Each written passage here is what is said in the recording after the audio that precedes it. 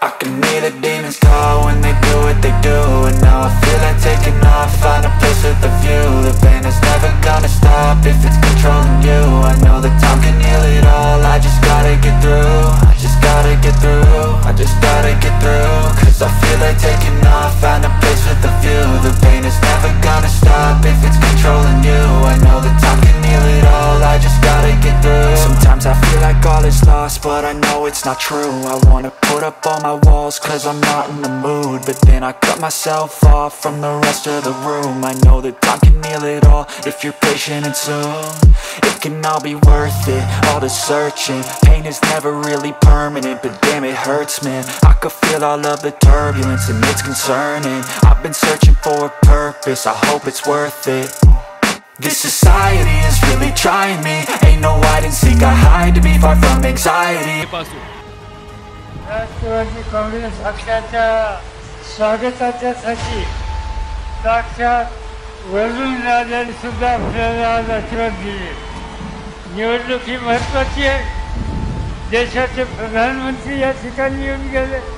एका बाजूने राज्याचे मुख्यमंत्री सांगतात की आम्हाला काही निवडणुकीमध्ये काही दिसतच नाही. ते म्हणतात की या निवडणुकीला दुसऱ्या बाजूने कोणी पैलवान दिसत नाही.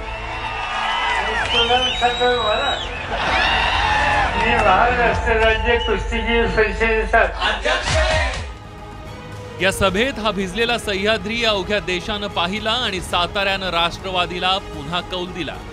सातारा लोकसभेचा हा विजयी निकाल परिवर्तनाची नांदी ठरली. पण राज्याच्या राजकारणातला सर्वात मोठा खेळ होणं अजून बाकी होतं. विधानसभेच्या निकालानंतर महाराष्ट्रातलं राजकारण अस्थिर झालं. भाजप आणि शिवसेनेचं बिनसलं. निवडणुकीचे निकाल लागून दिवसामागून दिवस लोटत होता, मात्र राज्यात सरकार स्थापनेची काही चिन्ह दिसत नव्हती. या काळात नव्या राजकीय समीकरणांचा प्रयोग झाला आणि राज्यात महाविकास आघाडी स्थापन झाली. आणि या आघाडीचे किमयागार होते शरद पवार.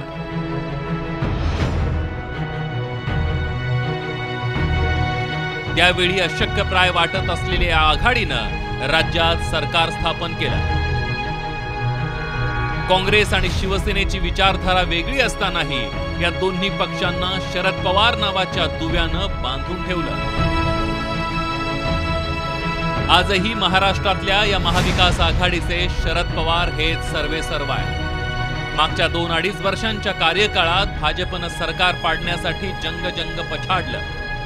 केंद्रीय यंत्रणांच्या गैरवापराचं षडयंत्र रचलं. भाजपचे नेते दररोज वाटेल ते बिनबुडाचे आरोप करतात. पण या सगळ्या संकटांना शरद पवार धीरोदात्तपणे सामोरे गेले आणि आजही तेवढ्याच खंबीरपणे ते महाविकास आघाडीच्या पाठीशी ठामपणे उभे आहेत.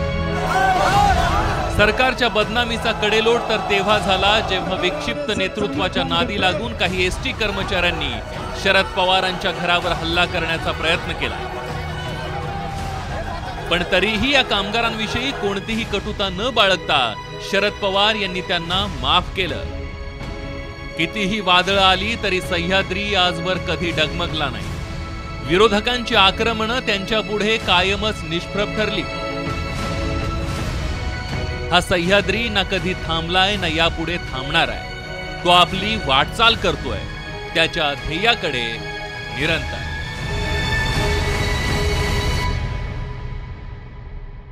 हे झुंजार मुक्तीचा खंबीर बाण्याचा देई आम्हा वारसा राष्ट्रनेता. संघर्ष करण्याचा आदर्श होण्याचा देई आम्हाला वसा राष्ट्रनेता.